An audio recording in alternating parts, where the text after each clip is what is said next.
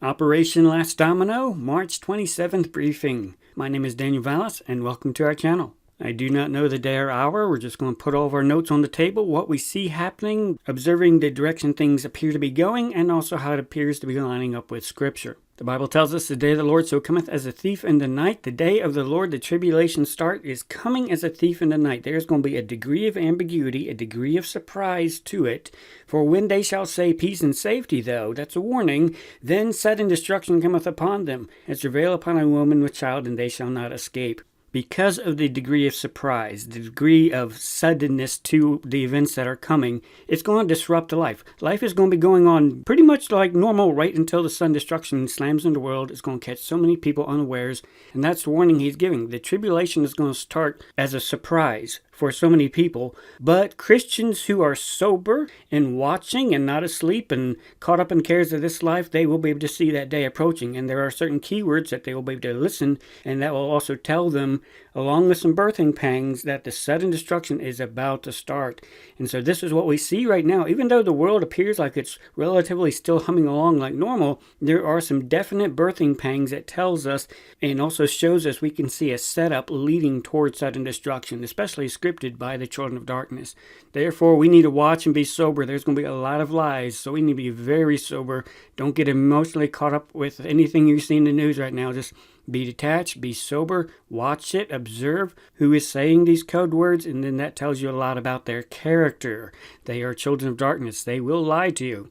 And Christ told us that his coming, right at the beginning of the day of the Lord, Matthew 24:37, but as the days of Noah were, so shall also the coming of the Son of Man be. It's going to be just like those days. For as in the days that were before the flood, they were eating and drinking, marrying and giving in marriage, until the day that Noah entered into the ark, and knew not until the flood came and took them all away. So shall also the coming of the Son of Man be.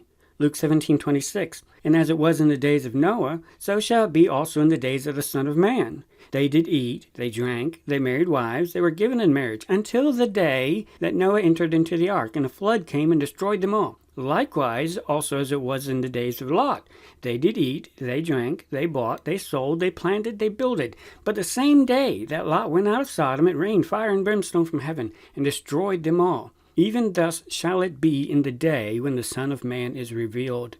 And so we keep this in mind when we are told the warnings, you will hear them say peace and safety, then sudden destruction is coming.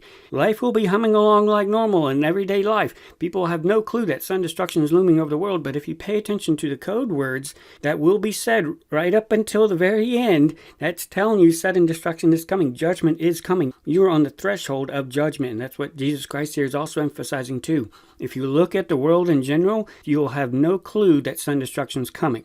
In 1 Thessalonians, we're told that there will be some birth pangs, but not enough to completely disrupt everyday life. So there will be some birth pangs if you are looking and you are watching and sober, but for the average person, they won't see any clue that judgment is about to destroy their whole world, that incredible judgments are about to come upon all them that dwell upon the face of the entire earth. The start of the day of the Lord, the start of the tribulation, when the Son of Man is going to be revealed when he picks up his purchased possession. Jesus Christ gave a very detailed checklist, and this is what we need to take note of. This really helps us get an idea of the progression of the birthing pangs, but then how far away the sudden destruction is. And this is what we've been studying in our past videos, and then looking at these birth pangs unfolding in the news, and also observing how most of the world thinks, okay, maybe this will calm down a little bit, maybe things will go back to normal. But we can tell from Scripture and looking at the children of darkness who have been making these peace and safety calls, everything tells us sudden destruction is coming.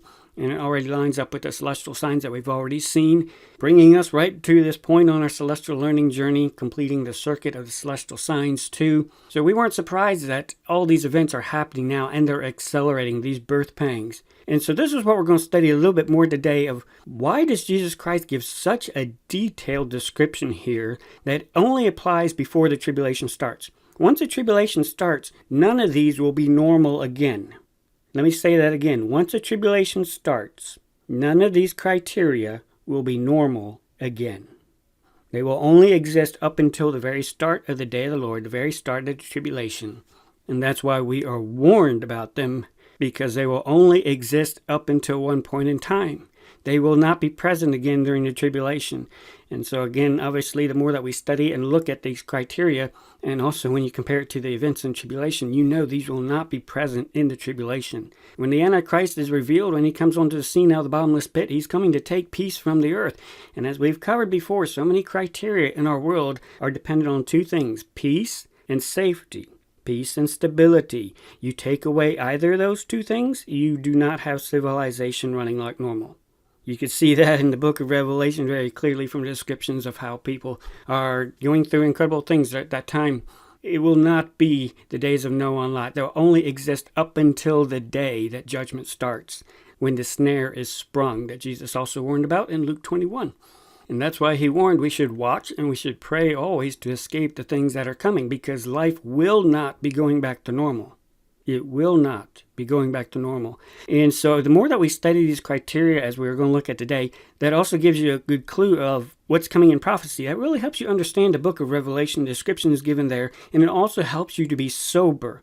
There's a lot of people who are really concerned, they're really worried that the tribulation time is going to be a time of transhumanist technology and AI and computers everywhere and everything. No, when you look at how Jesus Christ said civilization will be going along like normal up until the day of the Lord, and then it stops, that gives you a really good clue that the tribulation is not going to be a technological time whatsoever. The world is about to drastically change, and that's why the criteria of the days of Noah and Lot are so important. When you hear the code words of peace and safety, that tells you that sudden destruction is very close, and also the coming and the revealing of the Son of Man is very close too. We are running very short on time with what we see. Definitely review the timeline. You can find a link in the description box. Review the current events that are unfolding, also in light of the celestial signs that have been pointing to this time, and the commemorations that are also on the calendar at this time too, reminding us of Christ's triumphal entry into Jerusalem, when he was offered as the Passover lamb, and then when he was offered one sacrifice for sins forever on Passover, and then the resurrection a few days after that.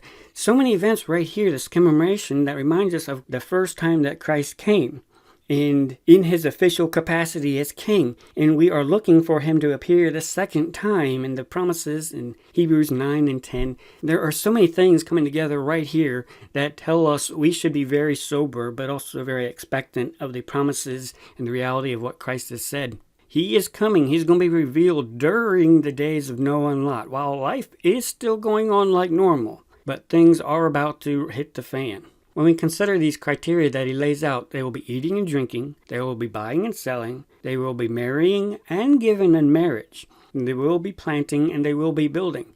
So that tells us there's going to be food on the shelves, the supply lines, the supply chains will still be operating just like normal. People will be buying and selling. The economy will still be going along, hasn't apparently crashed. People will be marrying and giving in marriage, which tells you that not only are people getting married and having an expectation of family and future planning and whatnot, but their family is also behind them, giving them in marriage because they see, hey, life is still going on like normal. They all have an expectation that things are still spinning along like normal. People are planting, making long-term time investments and money investments, expecting a return on it, building, doing new expansion projects, renovation, new construction, all sorts of things, because they don't know that judgment is looming right over them.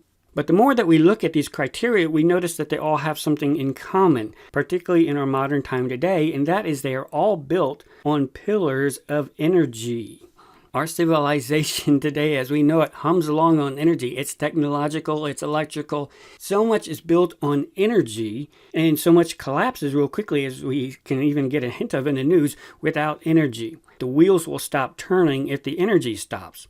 The pillars of our society are built on natural gas, oil, storage, the supply system of that, fertilizers, sulfuric acid, helium, so much that comes specifically from the oil industry and derivatives of that. And that's why it makes the Strait of Hormuz so important, is that our entire civilization worldwide, not just one particular country or another, we are so interdependent on energy. Energy is a crucial part of our everyday life. You turn off the energy, most of civilization stops or collapses.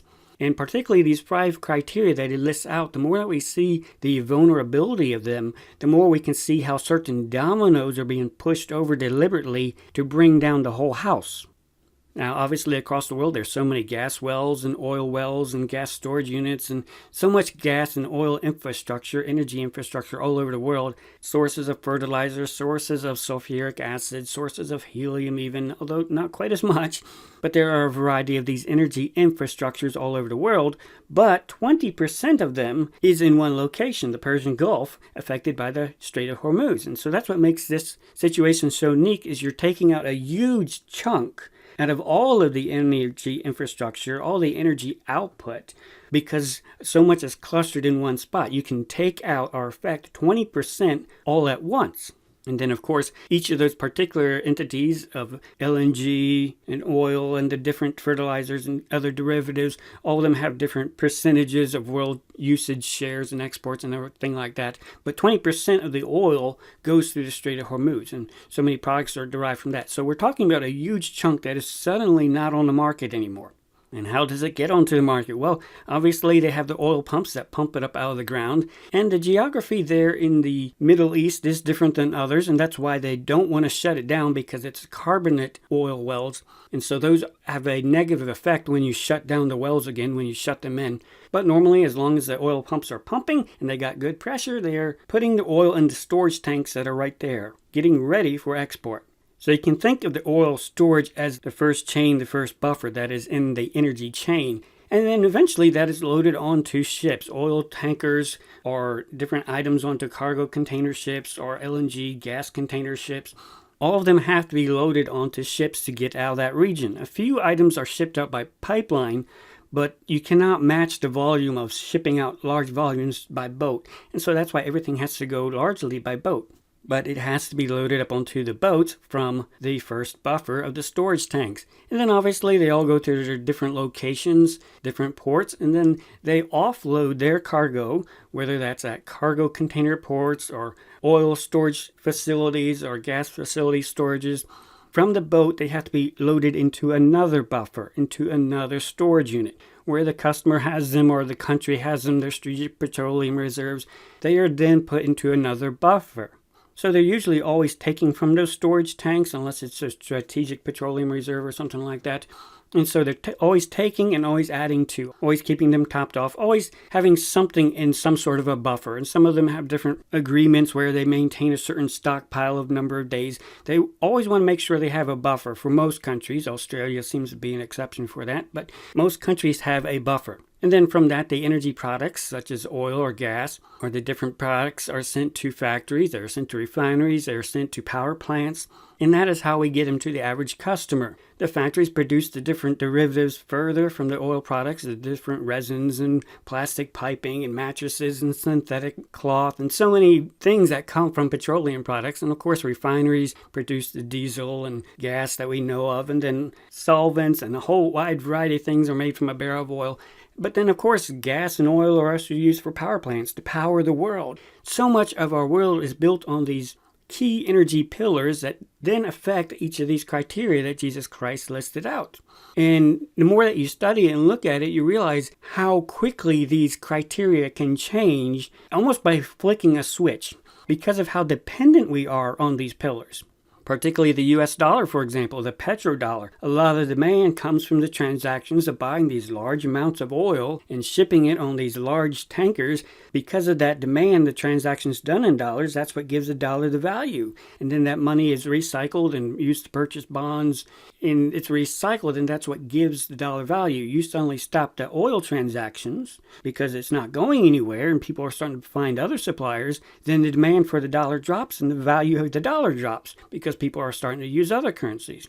And so in a lot of buying and selling, you are seeing a close eye on these very important commodities because you can get very rich by buying and selling in stocks and all sorts of things like that. So they're watching the oil, they're watching things like fertilizer, and they're watching gas and LNG. So these also make up a large amount of financial instruments as well too.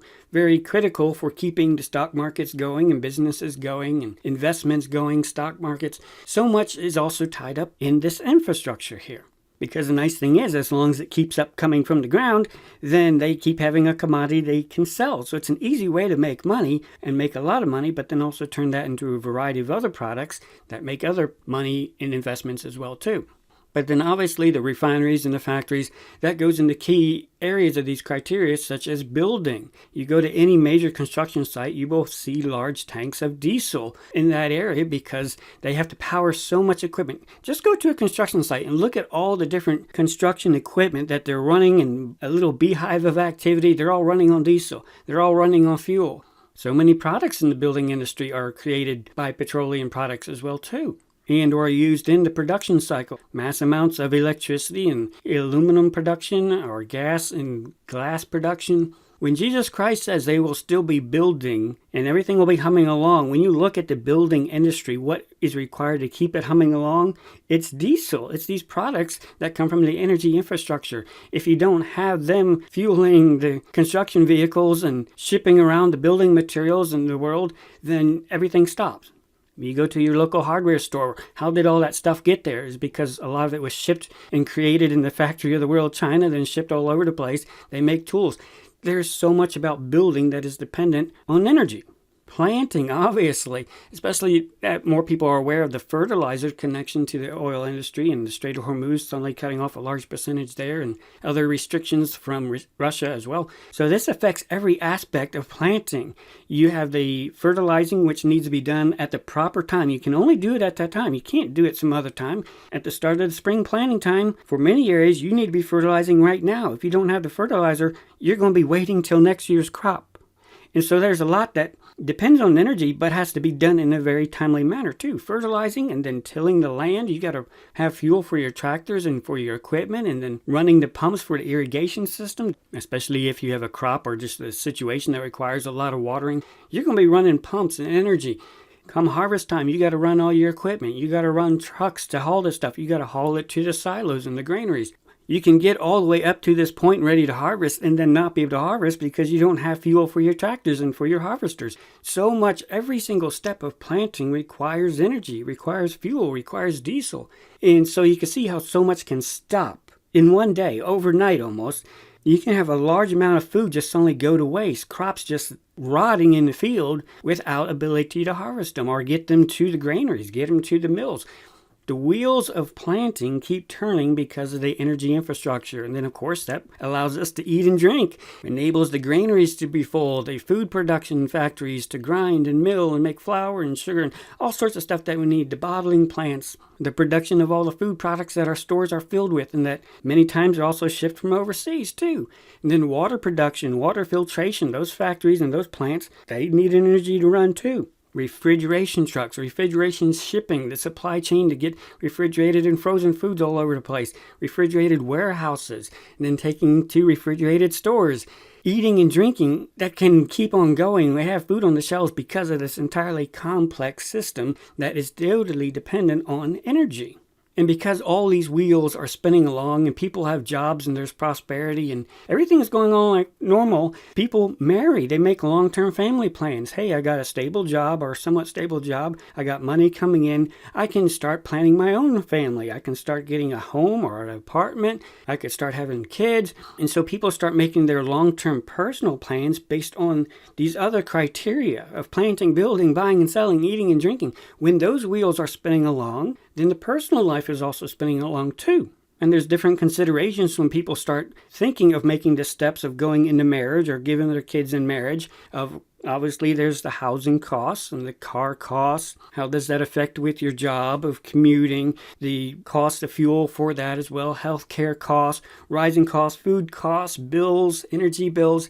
So there's a lot that goes into consideration when someone says, should we get married? Yes, we want to get married, but is this a good time? Is the economy bad? Am I going to have to pick up another job? Are we going to have to hold off getting married because just we don't have the money to do that or money to get a place to live or whatnot?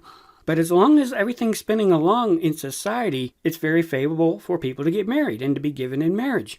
And as long as these wheels are humming along, people won't protest either. This is how it gets down to the personal level. As long as people are still marrying and they have an idea of a future life for themselves and making some good for themselves and having kids and prosperity like that, then they won't be protesting. There won't be the unrest. And so the wheels of society, peace and safety, and that's why countries need stability, is avoiding public unrest. The populace, the civilians, will stay calm and peaceful as long as the wheels of society are still spinning. But once these criteria start going down the tubes, that's when people put off marrying because they realize financially we can't get married right now. We can't get our own place. The cost of commuting is so high. I may have to go over to this town and get a new job just because that's where the money is. I can't provide for two people. It's hard enough for one person. So the eating and drinking, buying and selling, planting and building down on a personal level, that starts to get into the marrying. Everything is dependent on the wheels of society all working together. And Jesus Christ is emphasizing you'll have all of these criteria humming along in the day when the Son of Man is revealed. And the more that we start looking at the news and seeing the complexity of this interconnected system and the interdependence between different countries on the energy system, we also start to see how quickly it can all collapse. And we can also quickly see how certain dominoes seem to be pushed over deliberately to add stress to this system to hasten a sudden destruction too. Because when you affect one part of the supply chain, you affect multiple other supply chains, not just in your country, but multiple other countries too. And so you start messing with how the wheels of society are spinning in their country, and that can tick them off. And so that's why energy makes a unique system of how they can set up the world. When you think the children of darkness have been planning this, they've been planning to hand their power and authority over to the Antichrist when he comes on the scene. What we're seeing now is planning that has been in the works for hundreds of years of orchestrating an interdependent system that can also quickly be brought down. They are scripting this. They're all of one mind. Revelation 17 tells us they are all on one page, deliberately working a controlled demolition. A controlled demolition. That's what we see going on right now. And as we hear these calls of peace and safety, that tells us they are pushing it over on purpose. They are lying. So with the Strait of Hormuz, what we have seen is suddenly 20% of all the shipping of these energy projects is suddenly locked up there in the Persian Gulf. So on day one, it's obvious the shipping was not going to go anywhere. And so people started looking at the different buffers that they had in their different countries. Okay, how is this going to affect us? Energy has stopped. The oil and the energy products, they're stuck there in the Persian Gulf. What kind of buffer do we got? How many days do we got? And so all the countries started examining their strategic petroleum reserves. Other countries just with smaller amounts too. And just everyone started examining, okay, we can go for a certain number of days. Because we have other inputs from other sources too. We got our certain buffer, but all the world's systems right now, it's already been running at capacity, which means the demand is very high, but the availability is what's starting to become into question.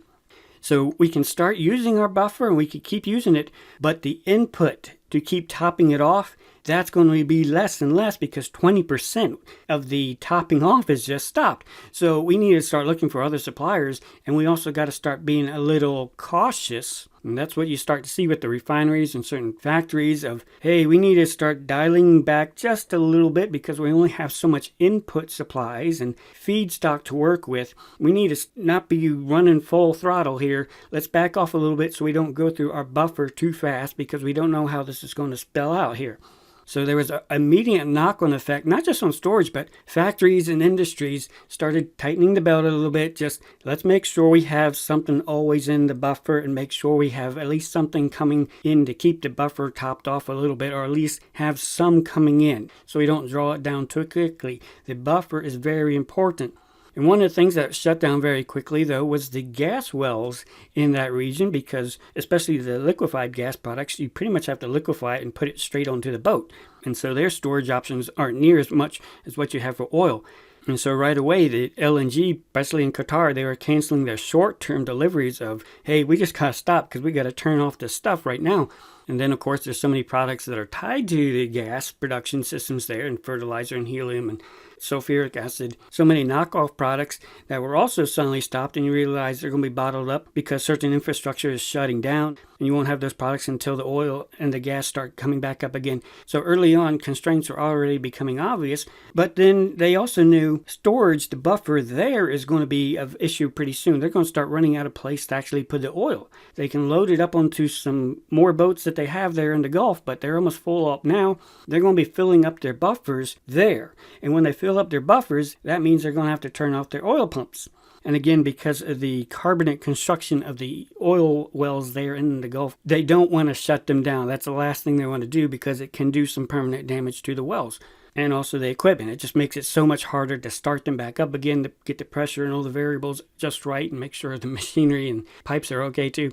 So they knew the storage would be filling up soon, but then the oil wells are going to be shut in too. So everything's going to be shut down, which also means it's going to take a while to start back up. Even if the war stopped today, it would take a month. It will still take a month after the stopping of the war to start up some of this infrastructure again. Get the oil flowing the way it should be. Get the gas up and running again. And that's just of the stuff that hasn't been damaged in the war too. There is already a massive delay, which means the more delay there is, the more time it's going to take to replenish people's buffers. So that's where a lot of people's focus is on right now. What kind of buffer do we have now? How fast are we going through it? What kind of conservation efforts need to go into slowing down as much usage as possible? Or are there some other sources of oil that we can use to help top it off? Probably not, because all these other producers in the world, they don't have a lot of spare capacity either. They're already churning out, and they were already doing this before the war, trying to get as much bang for their buck too. And so there's not a lot of spare capacity to help us top off our buffers because they're going to be focusing on their own systems. And some countries like China, they limit their export of petroleum products. Why? Because they want to make sure that their buffers are topped off. So you start seeing a cascading but also accelerating knock-on effect. The longer this goes and the longer countries are drawing down from their buffers and from their storage, the longer they know it's going to take to retop them off too and refill them. And so that's where a lot of concern is right now. They're running on buffers. And they're running on some of the oil tankers and the LNG tankers that had been on the seas, shipped out right before the war happened. So there's still a little bit still incoming, but just a very little bit. And again, the rest of the system, there is no spare capacity. So everybody's already tense, already cutting back. And then, as we've seen in the news, and we're going to see some more today, more impacts on other oil infrastructure in other places are also locking down supplies, limiting shipping, limiting oil that's already could be available, but now it's no longer available either. And so you see attacks on other oil infrastructures and oil buffers, so that's more taken out of the availability. And when more capacity is taking out of the availability, everybody knows it's going to be even harder to replenish what we do got. So we got to be even more conservative with what we got in our buffers. And then as they're more conservative, they start introducing rations and different conservative methods into their societies of, hey, y'all need to turn down the air conditioners, y'all need to drive on certain days, y'all need to do this. We need to conserve our energy across the board because it's not coming in near what it used to be. It's also getting more and more difficult to get these supplies because it's going to the highest bidder first, and that's not us. And so there's a lot more compounding problems, and you're going to see with every new attack on oil infrastructure or gas infrastructure, even at different places across the world, it's straining a system that is already under incredible strain right now. And it creates a huge exponential effect on the entire energy infrastructure, which then, of course, starts to affect the 5 criteria that keep the wheels of society spinning along. Every new disaster, every new attack on the energy infrastructure, it causes an amplification of the knock-on effect. It's an amplification. And you see certain people trying to compare this to COVID back in 2020 when everything shut down. Well, in 2020, you had the demand shutting down at the same time as the production was shutting down. So that wasn't really a problem. Right now, we still have demand high, but what's different this time is we're actually having the machinery is being destroyed. The infrastructure is being destroyed. It's being taken out of the equation completely. And some of this infrastructure, such as the LNG facilities there at Qatar, and they were saying it's going to take 3 to 5 years to repair that liquefaction plant. And so that's going to be off for a long time. So that's a huge knock-on effect. And this is also something just keep in mind for the tribulation that the Bible talks about with all the massive earthquakes in World War III you had at the beginning too. You see destruction happening now with this little war, and they already say that little destruction there is going to take 3 to 5 years to repair. And that's under ideal situations while the wheels of society are still spinning along. Guess what's going to happen during the tribulation? There's going to be a lot of very complex energy infrastructure that will never be repaired. It's not coming back online, ever, just because of the complexity to repair it and the time needed to repair it under non-war conditions, too. And so The more that we understand these criteria that Jesus Christ told us about the days of Noah and Lot, also helps us understand the incredible transition that's going to be happening right at the beginning of the day of the Lord. Life will not be going back to normal during the entire time of the tribulation.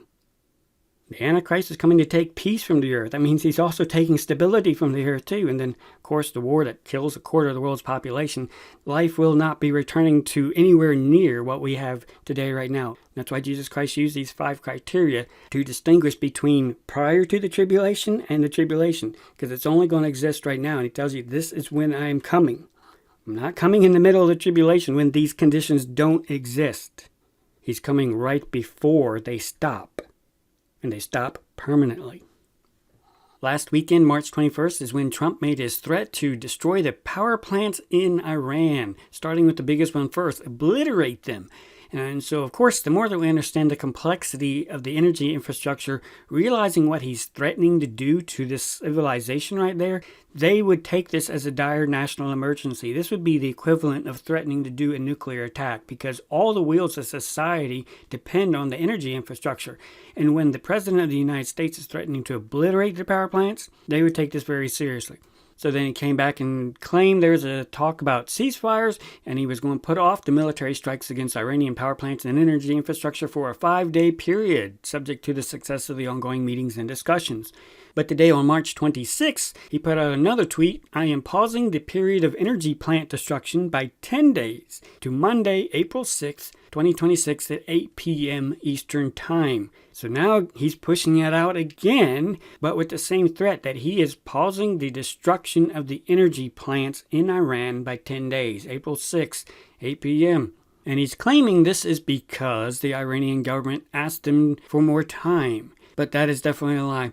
Now, one thing that makes this interesting, he put this out later in the day on the 26th, that he was pausing this destruction for 10 days. But what did he tweet right before that? Earlier in the day, 5:16 a.m. in the morning, NATO nations have done absolutely nothing to help with the lunatic nation, now militarily decimated, of Iran. The USA needs nothing from NATO, but never forget this very important point in time. And so he put out this very braggadocious statement here that we don't need anybody else. We've already got complete handle of this. And he's starting to badmouth NATO, one of our closest allies, supposedly. But he's starting to badmouth them. And as I mentioned before, this is a matter of public perception. They're trying to craft in people's minds that Donald Trump is starting to act very singularly by himself. And he's acting very arrogantly that he doesn't need anybody else. He doesn't need our allies. He doesn't need anybody to give him advice. Whatever he is doing or about to do, he is doing completely by himself. And that seems to be the pattern that we've been observing so far. So keep this in mind when he's just talked about later on in the day that he's going to be extending things out, putting off destruction of energy plants in Iran. He's putting that off for 10 days. How did he start this day? He's already starting it out with, we don't need anybody else. We got control of this just fine. So he's bad-mouthing and putting down our allies, putting down outside advice right before he puts out a threat that they're going to act and do something on the level of a nuclear attack. But to top it off even further, later on today, he made more disparaging remarks. The U.S. President repeats criticism of UK's response to war. The U.S. President, still speaking at a White House cabinet meeting, repeats criticism he made before of UK's Prime Minister Keir Starmer. He says that the UK offered to send aircraft 3 weeks ago when the war was already over. I said, oh, that's wonderful, thank you very much, don't bother, we don't need it. Trump then says the UK aircraft aren't the best. They are toys compared to what we have. You talk about insulting your close allies. He's really going whole hog on this all in one day, right when he's also threatening to do something without anybody else's help. So this really sets a bad feeling that he's about to do something royally stupid, which is what I've been telling you, the direction things appear to be going. They're setting up a public perception with all these public statements that Trump is acting all by himself. He does not want any help. He doesn't want anybody telling him what to do. He'll actually belittle them in front of everybody because he thinks he's so smart, which is going to affect his decision-making, apparently, in the public perception. He talks about the Iranian negotiators. They better get serious soon before it is too late, because once that happens, there is no turning back, and it won't be pretty. So he's doing all these statements before he tells you I'm going to put off things for 10 more days before we finally attack and obliterate their power plants. He's already on the same day letting you know he doesn't listen, he doesn't care about anybody else's input, he doesn't need any help from any allies, he's going to work all by himself because he thinks he's so smart. But there is getting to be a point pretty soon where it's going to be too late and there is no turning back. This is a public perception that he's putting out, that he's going to really make sure they understand there is no turning back. He's ramping up the threats because he is about to do something. Do something without anybody else's help or input. All this in context of a new deadline he gave. And obviously by this time people are tired of you're drawing this out again by 10 days with at the same time threats that probably isn't going to be drawn out too much longer, but you never know with Trump. And so we take all this into consideration with where we are right now in the timeline. Again, links in the description box. Keep checking it out because things change every single day. New things are always coming up, but the progression of events has still been the same. The threats are still elevated. The birthing pangs are getting more and more intense with the threats and the arrogance and the braggadocious statements. It's all accelerating. It's not letting up. We also see we're getting very close to the commemoration time of multiple events, the triumphal entry, Passover, the crucifixion, and the resurrection time. So his new deadline goes up to April 6th, which is the timing of the resurrection.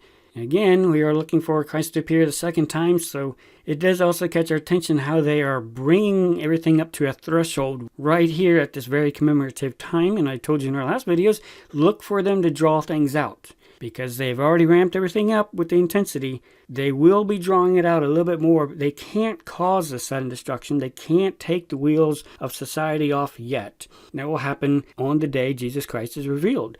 But they can bring the world very close while still keeping those wheels of society spinning too.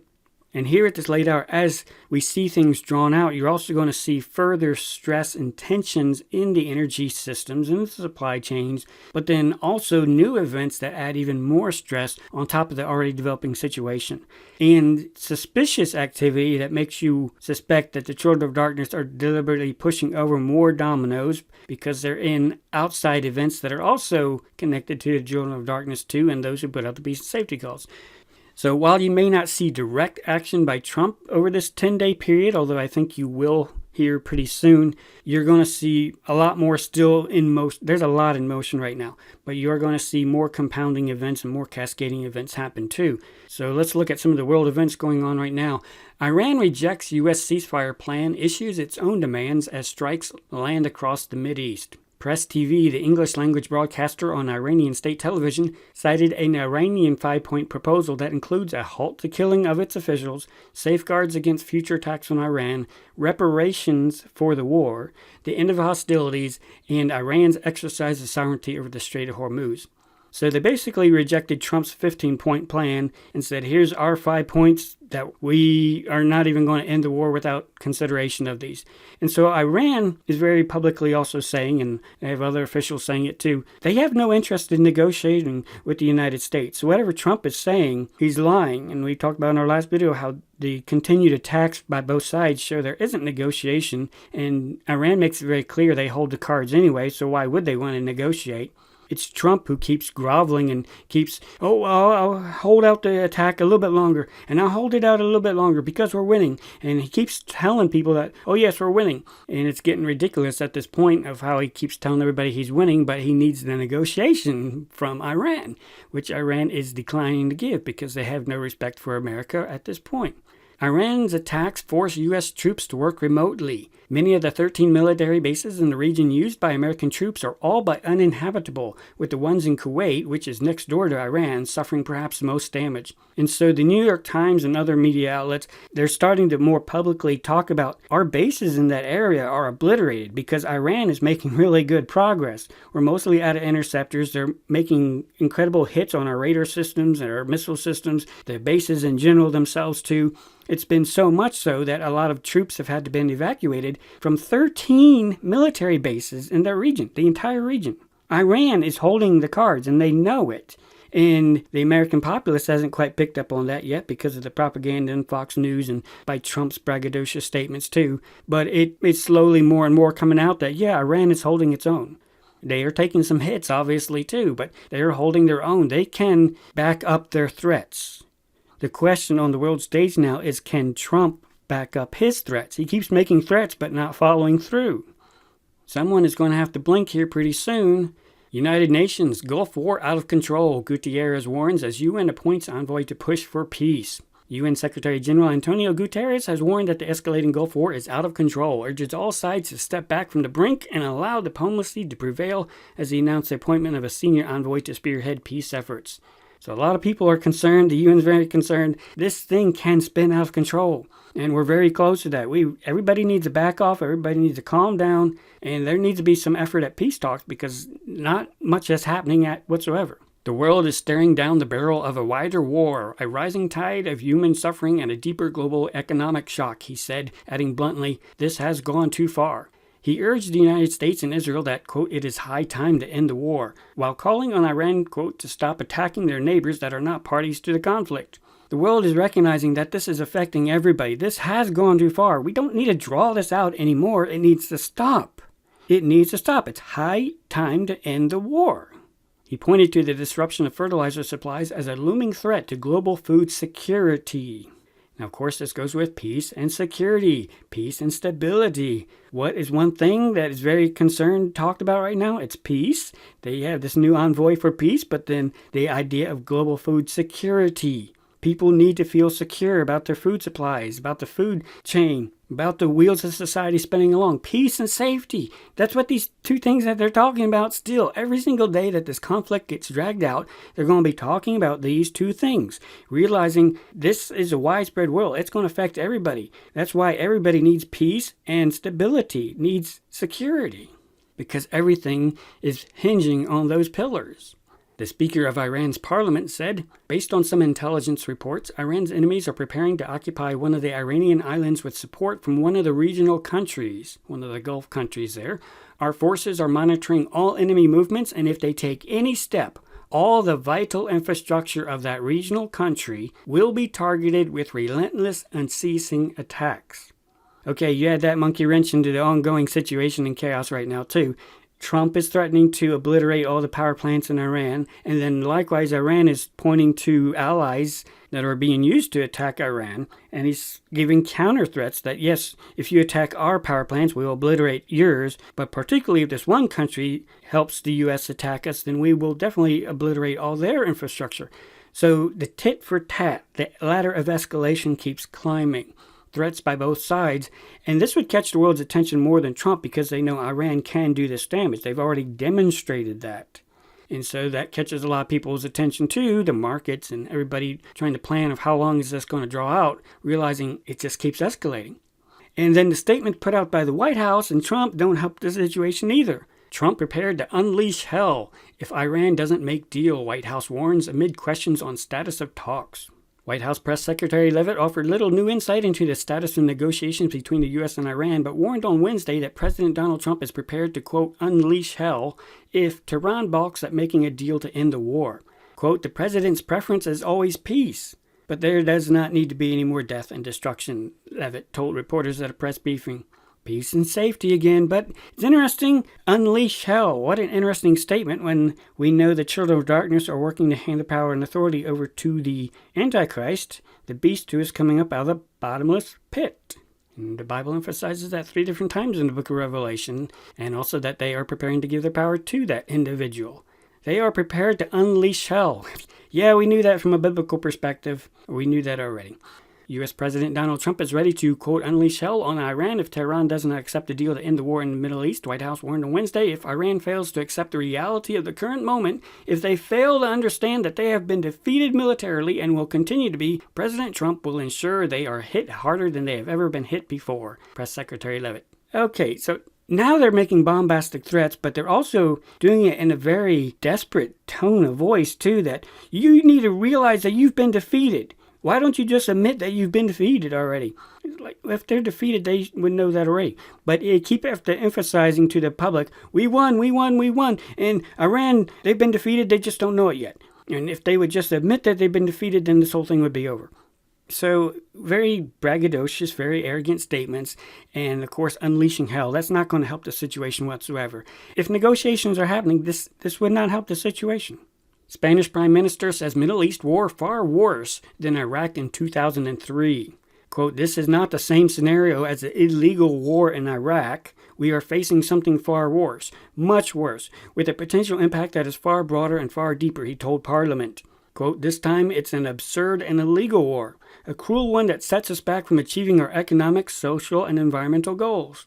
Sanchez said that the U.S. invasion of Iraq in 2003 had failed to achieve its goals and instead made life worse for ordinary people. Quote, it's not fair that some set the world on fire while others bear the ashes. It is not right that Spaniards and other Europeans should pay out of their pockets for this illegal war, Sanchez says. Okay, I've told you before that the world already from the get-go perceived that this is a legal war. There was no threat from Iran. Multiple leaders have said that, and that's what Spanish Prime Minister keeps repeating too. Everybody knows that outside of America. But they are also bringing up everybody knows the war in Iraq was illegal too, the lies about the weapons of mass destruction. And so he's using parallels to remind people that America is a troublemaker. They get into wars, they cause a lot of trouble, then they leave the situation and leave other people to clean up their mess. The invasion of Iraq didn't achieve the goals that they had, and this one's not going to either. That's the points that he's making. And I told you, they're going to hear this more and more as they try to blame America and the U.S. as the troublemaker and the bully. And that is exactly what we're seeing. The longer this is drawn out, the more you're going to hear people complain of all the problems that this is causing for everybody else. And notice, what did he point out? You are messing with our economic, social, and environmental goals. You are affecting every area of our society because of your illegal actions. And so you're going to see this rhetoric increase, especially as more stress gets put on all these other nations.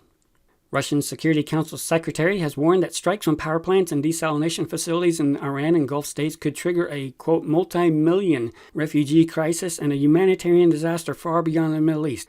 Up to 40% of the world's desalinated water is produced in the conflict zone, Shoigu said in a statement to the media, calling attacks on life support infrastructure, quote, absolutely unacceptable, and urging all sides to de-escalate and return to negotiations. So this is Russia, and their public speakers saying, y'all need to stop this. This is extremely dangerous. It's absolutely unacceptable what you're threatening to do. Everybody knows that Trump is threatening to do something that should not be done in any normal society whatsoever. The impacts alone just on the desalination plants are going to have a huge ripple effect for so many people. It's going to create millions of refugees instantly. The impacts are also starting to be felt even in America, too. Postal Service plans to impose 8% surcharge on packages to offset rising transportation costs. The agency said it had tried to avoid imposing surcharges, even as climbing energy costs have compelled competitors like FedEx and UPS to raise their fuel surcharge rates. Quote, this charge is less than 1/3 of what our competitors charge for fuel alone, the Postal Service statement said. Okay, you're starting to see impacts in America, but then also in these shipping companies that deal more than just in the U.S., that should catch your attention too, that an 8% increase for us here, they said that's only 1/3 of what the competitors are charging for fuel alone in other places, and in this place too. So that's starting to give you a clue for the impact on the supply chain. But companies and factories and small businesses that have to ship things, guess who's starting to have to absorb new 8% increases, and if they go with the competitors, even more increases. There is an impact that's being felt for everybody right now. India's ceramic hub grinds to a halt as Iran war chokes gas supply. Most factories in Morbi, India's ceramic hub in the western state of Gujarat, have shut down for nearly a month due to gas shortages triggered by the Iran war, according to the local Manufacturers Association. Morbi produces about 80% of India's ceramics. As an immediate measure, the government has directed that households in key sectors like healthcare and agriculture be prioritized for gas distributions. Factories are having to not just cut back, some of them are shutting down completely because of these shortages, these disruptions. About 550 factories have halted production, while a few using piped natural gas remain operational depending on availability. Overall, around 80% of manufacturers in Morbi, especially larger units, have shut operations. He offers a clearer picture. Factories that rely on propane have shut as supplies have dried up. Natural gas is still available, but most units using it have also stopped because prices have become volatile and unpredictable. That uncertainty has left manufacturers unsure how to price their products. Morbi's ceramic industry employs about 400,000 people. Many of them migrant workers from northern and eastern India. Many of them are heading back home. 400,000 people's livelihood is impacted already because of this shutdown just in this one industry, just in this one area in India. imagine other areas in the whole region. This is having an impact on the day-to-day life for many people, how they put food on the table, how they pay their bills. It's starting to disrupt the wheels of society. The days of Noah and Lot. We are being choked. Philippines transport workers strike over fuel costs. Diesel and petrol prices have more than doubled since the Iran war broke out on 28th of February, with the Philippines now in a state of national energy emergency. Many of them were drivers of jeepneys, minibuses known for their cheap fares. Motorcycle and car ride-hailing drivers were also among those who earlier said they would be joining the protests. So these rising fuel costs, especially in the Philippines and Manila, which has a huge congestion problem, this affects so many people who are just trying to commute and get to work. Disruptions that are passed on to people who don't even have those vehicles. Australia, waste collectors warn bin services may stop if diesel not found urgently. The sector also warns rubbish collectors are operating at a loss because of diesel prices, putting some on the brink of collapse unless councils are willing to pass on costs to homeowners. The industry says that it's a matter of days or weeks before services are affected, but the sector has been left off, quote, the priority fuel user list, ensuring essential services have access to diesel. This kind of goes in the category of eating and drinking because waste collection, picking up the trash, that's very important to keep the wheels of society going too. You may have heard of the fire in the American refinery. Valero prepares to restart massive Texas refinery after explosion. It was shut down. Valero Energy is set to restart later this week its major oil refinery in Port Arthur, Texas, after an explosion and a fire forced a shutdown earlier this week. Sources with knowledge of the refinery's operations told Reuters on Wednesday. The refinery, capable of processing 380,000 barrels per day of crude, is one of the largest in the United States and the U.S. Gulf Coast. Okay, as you consider the fragility of the energy infrastructure, even in America, we often think that, it's not going to affect us in America because we don't get our oil from the Middle East, really. Well, we had a fire at a refinery, one of the largest in the United States the other day, shut the place down. They're going to restart it, thankfully, here pretty soon. But you can imagine the stress that created on the markets and people questioning the availability here in America, too. Hungary threatens gas stop amid oil dispute. Prime Minister Orban says Hungary will gradually stop the flow of gas to Ukraine until Russian Druzhba pipeline oil deliveries restart. Ukraine is dependent on gas flows from Hungary, but Ukraine doesn't want the Russian oil to flow through the pipeline to Hungary. So there's blackmail on either side. And so again, that's two countries and also those affected by further downflows, affected by these constraints that are put on the energy infrastructure in areas at the same time as the Strait of Hormuz. Major vital pipelines being shut down, but also gas flows that are also going to be weaned off too. That's going to cause more problems for Ukraine, which obviously already has a lot of problems too. Ukrainian drone strikes halt at least 40% of Russia's oil export capacity. Reuters. Loadings at Primorsk and Ust-Luga, Russia's two largest Baltic ports, were again suspended after a second drone attack this week triggered fires and damage to infrastructure. The outages have also led to a buildup of tankers waiting offshore. At least 50 vessels are currently in the Gulf of Finland, listing Primorsk or Ust-Luga as their destination, according to ship tracking data from marine traffic. Okay, Ukraine did a drone attack on Russia's two largest Baltic ports, shut them down because of the damage temporarily, and that's affecting 40% of Russia's oil exports, just with one attack, and the fires have been going on there for quite a while, so we know the damage is extensive.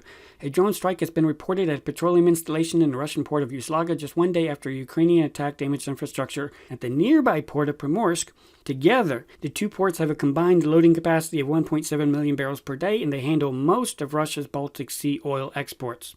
Operations at Ust-Luga were not interrupted for long after the March 22-23 attack, which centered on Primorsk, but confirmation of the ongoing fire on March 24th suggests that the impact will be more significant this time.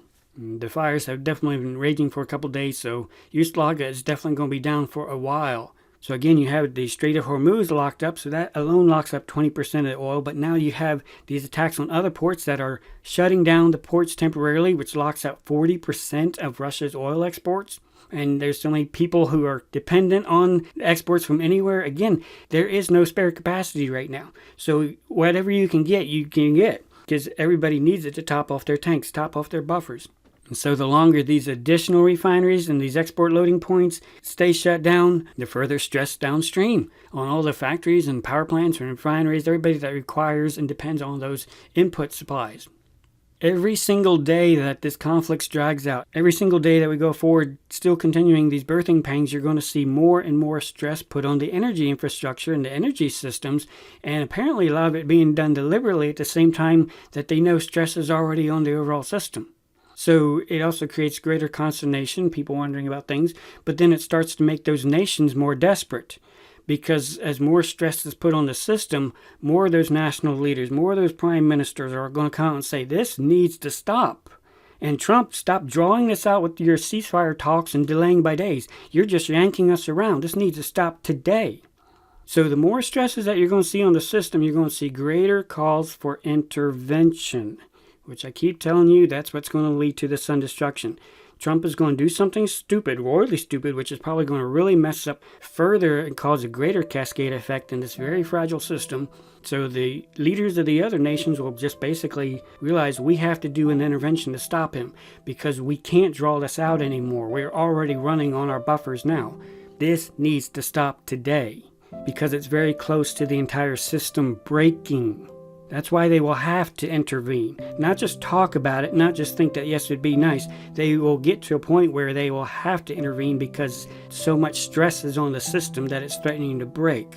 And of course, leading to disruptions to strikes in the general populace too. So expect to see more stresses put on the energy infrastructure and also greater calls for this needs to stop now today.